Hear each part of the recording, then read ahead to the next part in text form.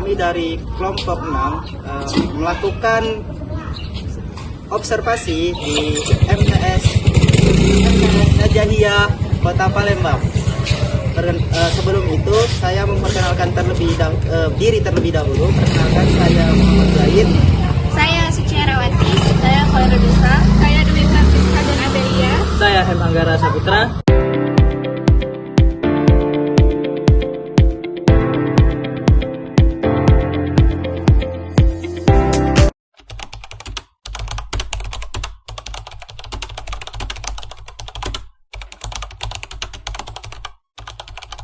Sebelumnya, Ayu pengen perkenalan dulu sama kalian berdua, kan kita kan baru pertama kali ketemu ya. Boleh dari adik ini, siapa namanya? Rama Saputra. Rama Saputra, adiknya. Presiden Dwi Utama. Oke, di sini Ayu dari UIN, dari Universitas UIN, tahu kan? Tahu. Nah, jadi di sini Ayu pengen nanya sama kalian tentang kegiatan di sekolahan kalian. Bagaimana yang kalian rasakan di sekolah di sini? Apakah nyaman atau merasa terganggu sama fasilitasnya? Bagaimana? Alhamdulillah nyaman yuk. Alhamdulillah nyaman. Pernah terjadi kasus misalnya kalian pernah bolos sekolah, terus kalian bandel kena hukum, pernah enggak saya itu? Nah, Pernah. Boleh ceritain enggak sedikit apa itu? keluar di waktu jam pelajaran. Kalau ada? Belum. Oh, belum ada. Oke, kalau misalnya pelajaran yang kalian suka di sekolahan ini apa itu? Yang paling kalian misalnya MTK atau yang lain? Matematika dengan bahasa Indonesia. Ada? IPA sama bahasa Indonesia.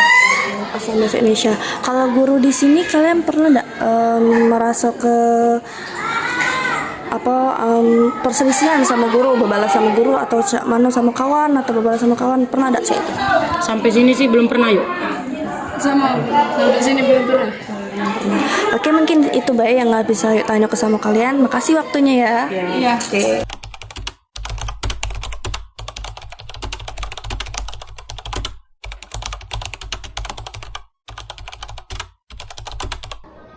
Assalamualaikum warahmatullahi wabarakatuh, Bu. Waalaikumsalam warahmatullahi wabarakatuh. Di sini perkenalkan, saya Zaid, Bu, dari Universitas Islam Negeri Raden Fatah, prodinya Pendidikan Agama Islam. Jadi di sini kami disuruh dosen kami untuk melakukan penelitian mengenai bimbingan konseling. Nah, khususnya itu mulai dari kepala sekolah itu, Bu. Jadi dari yang kami lihat, kepala sekolah ini harusnya berperan aktif itu untuk dari bimbingan konseling. Menurut Ibu, tapi sebelum itu, Bu, izin sebelumnya boleh memperkenalkan diri terlebih dahulu, Bu. Nama Ibu siapa? Oh ya, Bismillahirrahmanirrahim. Hari ini Ibu akan memperkenalkan diri kepada mahasiswa Zaid ya. Ya. Nama Ibu Hamid Zahara, Kepala MTS Najahiyah Kelurahan 340. Ibu sudah jadi kepala sekolah selama kurang lebih 4 tahun. Nah, dari sini, dari siswanya ini sekarang ada berjumlah 106 siswa. Jadi kalau misalnya untuk bimbingan konseling, memang biasanya Ibu yang menanganinya dulu. Karena guru BK di MTS ini, dia ngajarnya ada 2 sekolah. Nah, jadi pas dia cuma bisa 3 hari itu Kamis, Jumat, Sabtu. Nah, karena hari ini belum hadir karena dia lagi sakit. Oke, baik, Bu. Boleh kalau Zaid ingin menanyakan apa yang akan ditanyakan, Ibu akan membantu. Iya, Bu. Sebelumnya ini, Bu, karena melihat yang dulu-dulu, kalau siswa ataupun siswi itu kan ada yang bisa kita bilang itu murid yang bandel atau nakal gitu. Mungkin dari Ibu sebagai kepala sekolah, apa tantangan yang Ibu hadapi dan apa solusi jika membuat murid itu berpikir bahwa kelakuannya yang dilakukannya itu salah gitu, Bu? Bandelnya seperti apa bandelnya? Ya, mungkin yang Melanggar sering, peraturan. ya melanggar peraturan, dan juga yang mungkin yang paling sering itu, Bu, minggat saat sekolah gitu. Nah, itu, Bu. Oh, iya. Oke. biasanya? Kalau di MTS ini, alhamdulillah siswanya udah pernah meninggal. Alhamdulillah Bu, kalau gitu. Cuma dia kalau pas masuk ada satu siswa itu namanya Randy di kelas 9. Dia kalau tiap hari itu pernah masuk terlambat. Kadang 30 menit. Jadi dipanggil dulu sebelum masuk kan.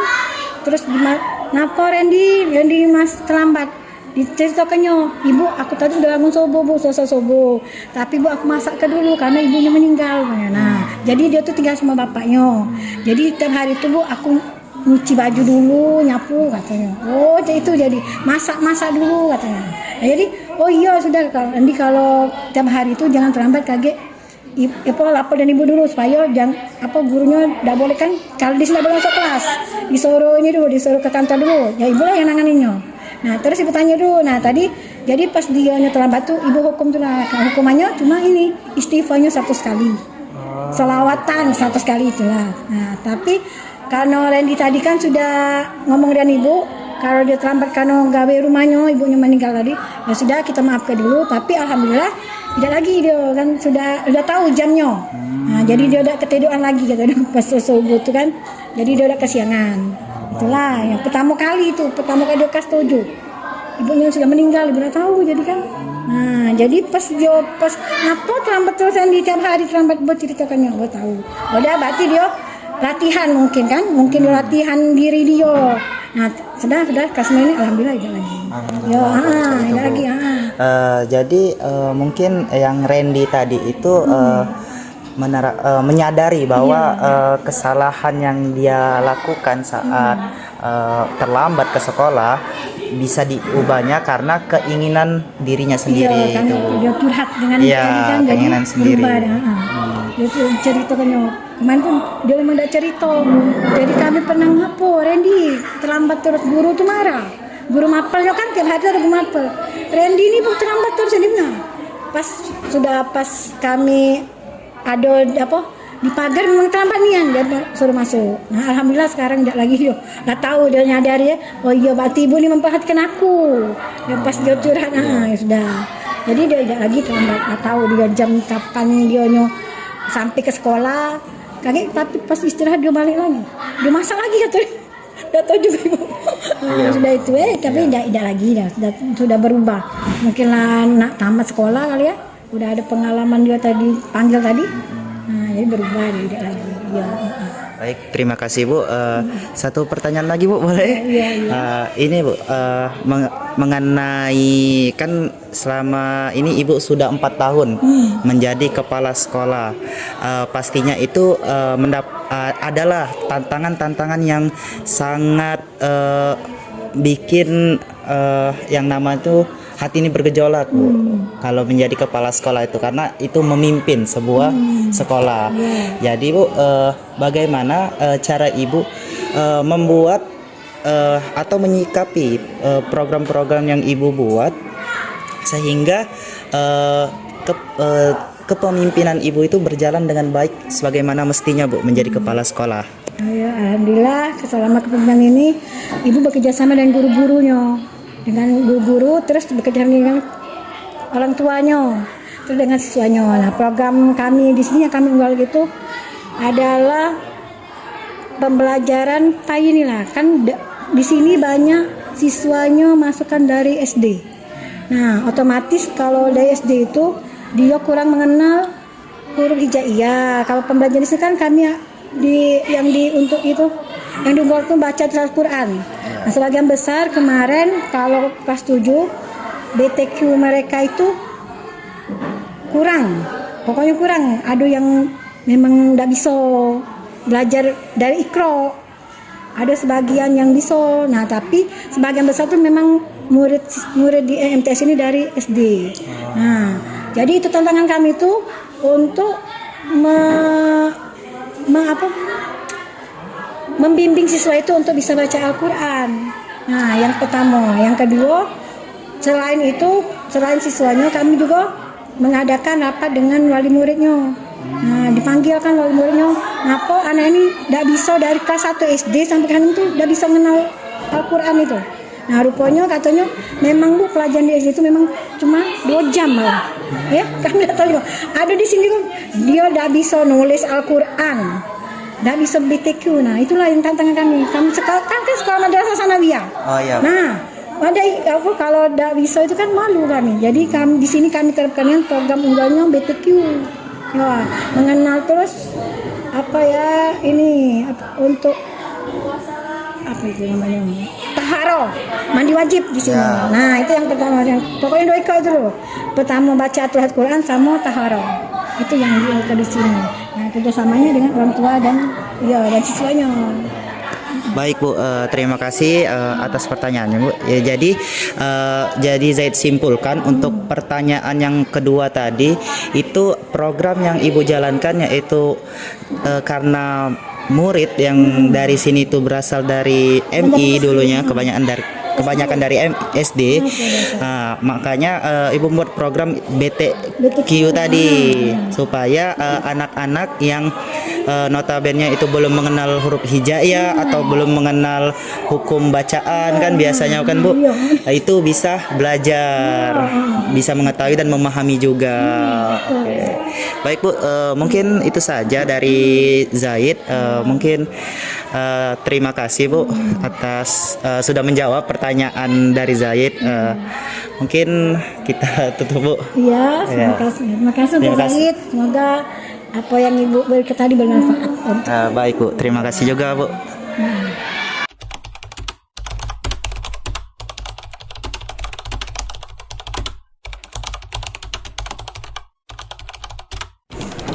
Permisi Bu, perkenalkan nama saya M. Anggara Saputra dari Prodi PAI dengan NIM 2404 1070 314. Jadi di sini Bu, saya ingin menanyakan mengenai BK. Jadi kan di sekolah ini tidak mungkin tidak ada masalah anak-anaknya. Jadi yang ingin saya tanyakan itu bagaimana apa masalah yang sering terjadi di dalam sekolah ini Bu? Kalau dari kejadian sekolah ini tuh banyak. Kalau contohnya misalnya dia sering tidak masuk sekolah, itu permasalahannya yang lebih seperti itu sih. Permasalahannya tuh anak sering telat, apa anak juga jarang masuk sekolah, itu sih kalau permasalahannya. Apakah di sekolah ini sering terjadi kasus pembulian? Kalau pembulian tuh tidak ada sih. Pembulian dalam hal kayak fisik itu tidak pernah terjadi sih selama kami di sini ya. Jadi bagaimana Ibu menanggapi kasus-kasus atau masalah yang Ibu sebutkan tadi? Kalau masalah dia misalnya jarang telat masuk, ya kalau dia tidak masuk sekolah, itu kita panggil anaknya, kita tanyakan kenapa dia tidak masuk sekolah, apa penyebabnya, kita cari dulu faktornya, apa dari faktor lingkungan atau faktor dari keluarga. Kan banyak macam faktor yang menyebabkan mereka itu mungkin telat masuk sekolah, tidak masuk sekolah, itu sih. Jadi apakah anak-anak yang telat ataupun tidak masuk sekolah itu dipaksa untuk masuk sekolah atau dibiarkan? Kalau menurut kami tidak boleh memaksa, tapi kita panggil anaknya, kita tanyakan dulu kenapa sebab dia itu telat. Pasti dia tuh punya alasan kenapa dia tuh telat. Dia juga kesiangan itu karena faktor apa faktor dia main game, itu kita kasih solusinya, kita panggil dulu. Nah, terus kalau yang masalah tidak masuk ke misalnya tidak masuk sekolah, itu kenapa, kita tanya juga apa penyebab dia tidak masuk sekolah. Paling dia itu kalau telat masuk sekolah atau itu biasanya penyebabnya dia tuh malamnya tuh main game, jadi dia kesiangan timbulnya, itu sih kalau seringnya kesiangan. Dan juga kalau sudah kesiangan timbulnya kan dia jadi malas masuk sekolah, jadi dia tidak sekolah, itu sih. Game sih biasanya. Jadi faktor anak-anak di sini itu terkait tentang jam tidur dia yang begadang. Sepertinya itu jam tidurnya seperti itu. Oke, terima kasih Ibu. Mungkin sekian wawancara dari saya. Oke, wassalamualaikum warahmatullahi wabarakatuh.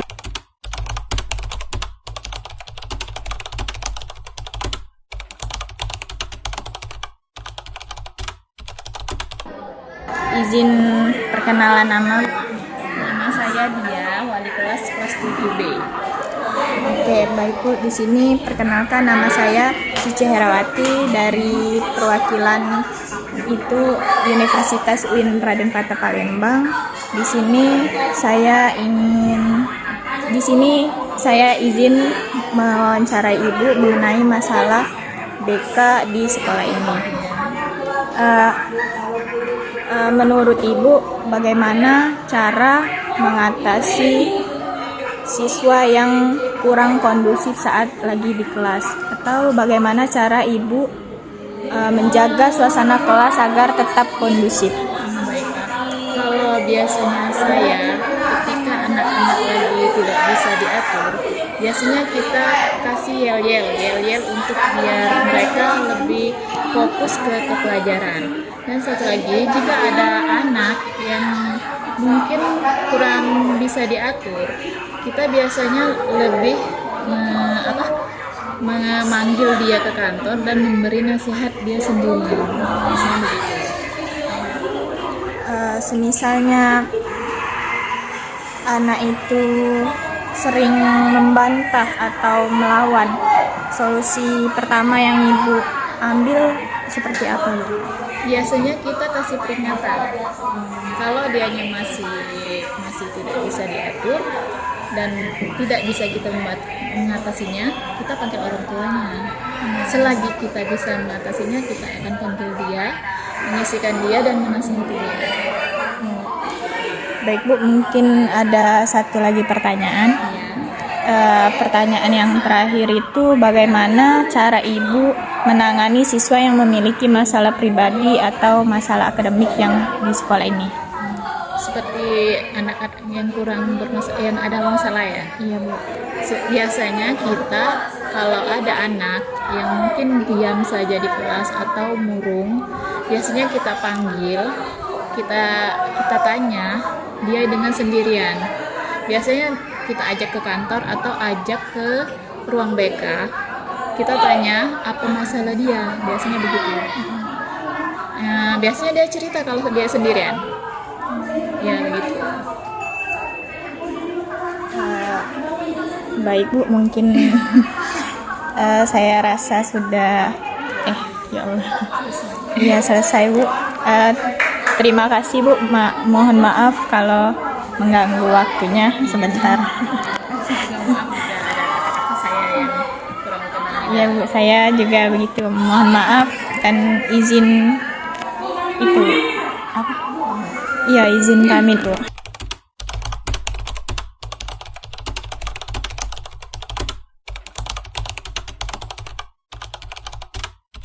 Warahmatullahi wabarakatuh. Assalamualaikum warahmatullahi wabarakatuh.